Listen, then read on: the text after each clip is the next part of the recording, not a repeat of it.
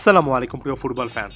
এই প্লেয়ারটা সম্পর্কে আমি সর্বশেষ আর্জেন্টিনা কেন্দ্রিক ভিডিওতে আলোচনা করেছি যে ঘরোয়া ফুটবল বা ক্লাব ফুটবল থেকে কোন কোন প্লেয়ারদেরকে লিওনেল স্কালোনি শেষ পর্যন্ত ডাকতে পারেন। একেবারে শুরুতেই ফ্রাঙ্কো মাস্তান্তুনোর নামটা কিন্তু সেই ভিডিওতে ছিল। ব্যাপারটা অনেকটা আনঅফিসিয়ালি কিন্তু যারাই হয়ে গিয়েছিল সবকিছু ঠিক থাকতে অফিসিয়াল ঘোষণাটাও যে কোনো সময় চলে আসতে পারে। ব্যাপারগুলো টাইম সেন্সিটিভ হবে, অর্থাৎ যে মুহূর্তে আমি ভিডিও রেকর্ড করছি এবং এডিটর এডিট করার পরে যে মুহূর্তে এটা পাবলিশ হবে তার মাঝখানে আপনারা হয়তোবা সংবাদটা শুনতে পারেন। তাই ওই টাইম সেন্সিটিভিটির কথা একটু মাথায় রাখবেন। আমি মূলত ফ্রাঙ্কো মাস্তান্তুনোর আর্জেন্টিনা জাতীয় দলে এবারই সুযোগ পাওয়ার কথা বলছি, কারণ লিওনেল স্কালোনি মাত্র 17 বছর বয়সে এই প্লেয়ারটাকে যথেষ্ট পরিণত মনে করছেন, খুব কাছ থেকে দেখেছেন এবং কোচ যখন আসলে মনে করেন একটা প্লেয়ার জাতীয় দলে আসার মতো অলরেডি রেডি হয়ে গিয়েছেন তখন আসলে কোনো কিছু বলার থাকে না।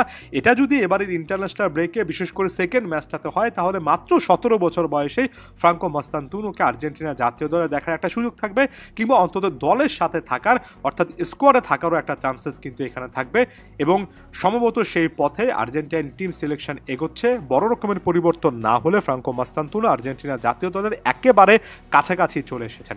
এখন কথা হচ্ছে মাস্তান্তুনো এই প্লেয়ারটা আসলে কিভাবে কন্ট্রিবিউট করতে পারেন। প্রথমত এই সিজনের স্ট্যাটসটা আমরা একটু দেখে নিই। 19টা ম্যাচ খেলে 7টা গোল 4টা অ্যাসিস্ট করেছেন চলতি সিজনটাতে রিভার প্লেটের জার্সিতে। দুর্দান্ত একটার পর একটা ড্রিবলিং স্কিল দেখিয়েছেন, সেট পিস ফ্রি কিকেও তার মুন্সিয়ানা দেখিয়েছেন। এক কথায় বলা চলে একজন অ্যাটাকিং মিডফিল্ডার, বিশেষ করে রাইট সাইডে যিনি কিনা ডমিনেট করে খেলতে পারেন। যেহেতু তিনি একজন বাপায়ের ফুটবলার, এই মুহূর্তে আপনি যদি হিটম্যাপটা দেখেন সেখানে স্পষ্টত বুঝতে পারবেন কোন এরিয়াতে তিনি আসলে বেশি মুভমেন্ট করছেন। রাইট উইং থেকে শুরু করে রাইট মিডফিল্ড কিংবা রাইট হাফ স্পেস কিংবা একেবারে পিওর নাম্বার 10 মুভমেন্টও তার কাছ থেকে পাবেন। একেবারে পিওর অ্যাটাকিং মিডফিল্ডার, তবে একই সঙ্গে রাইট উইঙ্গার বা ফরওয়ার্ড হিসেবে যদি খেলাতে চান তাহলে মাস্তান্তুনো এখানে ভালো একটা অপশন হতে পারেন। তার প্লেইং স্টাইল এবং স্ট্যান্ড সম্পর্কে এর আগেও আলোচনা করেছি। সংক্ষিপ্তভাবে যদি কয়েকটা কথা বলি, এক কথায় তার ভীষণ অসাধারণ। এমন এমন পাস দেখতে পারেন যেটা সহজাতভাবে অনেকেই সেভাবে ক্রিয়েট করতে পারেন না। তার ক্রিয়েটিভিটির কথা একটু আগে বললাম। হাইলি টেকনিক্যাল, অর্থাৎ বল কন্ট্রোল কিংবা কখন আসলে কোন পজিশনে থাকবেন, কিভাবে আসলে একটা ম্যাচের গতিপথ এগোচ্ছে, তার কি রোলটা প্লে করা উচিত, কিভাবে অ্যাডজাস্ট করা উচিত সেটা খুব ভালো করে বোঝেন। খুবই ভালো একজন ড্রিবলার, অর্থাৎ ড্রিবলিং করতে পারেন। পাসিং রেঞ্জটা অনেক ভালো, লং রেঞ্জ শট বা দূরপাল্লার শটেও তিনি কিন্তু সত্যি করতে ভালো পারফর্ম করতে পারেন।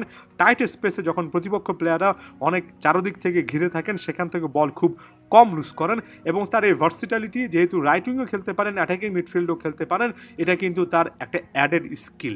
এখন কথা হচ্ছে আর্জেন্টিনা দলে আসলে তাকে কোন রোল দেওয়া যেতে পারে। মূলত একজন সেন্টার অ্যাটাকিং মিডফিল্ডার হিসেবে যদি চিন্তা করেন তাহলে নাম্বার 10-এর একটা রোল পেতে পারেন। যদিও আপনি সকলে জানি যে লিওনেল মেসি, এর বাইরে থিয়াগো আলমাদা, নিকো পাজের মতো প্লেয়াররা থাকার পরে ফ্রাঙ্কো মাস্তান্তুনোর সুযোগটা এতটা সহজে আসবে না। তবে এমন একজন রাইট উইঙ্গার হতে পারেন যিনি কিনা ইনসাইড করে বা কাটিং ইনসাইড করে ভেতরে ঢুকতে পারেন, অর্থাৎ মূলত একজন রাইট উইঙ্গার, তবে তিনি তার বাপ দিকে মুভ করে একটু সেন্ট্রাল জায়গায় চলে আসবেন এমন একজন উইঙ্গার হিসেবে তিনি খেলতে পারেন। ওয়াইড উইঙ্গার নন, এমন একজন উইঙ্গার যিনি কিনা অনেকটা ইনসার্ট মুভমেন্ট করেন, অনেকটা ইনভার্টেড উইঙ্গারের মতো এমন একটা রোলে তাকে কিন্তু খেলতে দেখা যেতে পারে। বেঞ্চ থেকে স্টার্ট করলেও পরবর্তী সময়ে অল্প কয়েক মিনিটের মধ্যে একটা ইম্প্যাক্ট রাখতে পারেন। এই মুহূর্তে রিয়াল মাদ্রিদ থেকে শুরু করে প্যারিস সেন্ট জার্মান অনেকগুলো ক্লাবে তার ব্যাপারে আগ্রহ আছে, সেটাই কিন্তু আসলে বলে দেয় নেক্সট জেনারেশন আর্জেন্টাইন একজন স্টার ফুটবলার তাকে বলা হচ্ছে। এবং সবচেয়ে বড় রকমের সার্টিফিকেট আসলে এত কম বয়সে স্কালোনি যদি তাকে ফাইনালি পিক করে ফেলেন, তাকে যদি দলের সাথে রাখেন, তার মানে হচ্ছে সত্যি অর্থে একটা green signal, final green signal Franco Mastantuono পেয়ে গিয়েছেন। আর্জেন্টিনা জাতীয় দলে খেলার জন্য তিনি একেবারে প্রস্তুত আছেন। সামনে খুব ভালো কিছু আশা করছে। এই প্লেয়ারটাকে ঘিরে এখন পর্যন্ত সকল রকমের চিন্তা ভাবনা একেবারে পিওরলি অল পজিটিভ। ধন্যবাদ সবাইকে।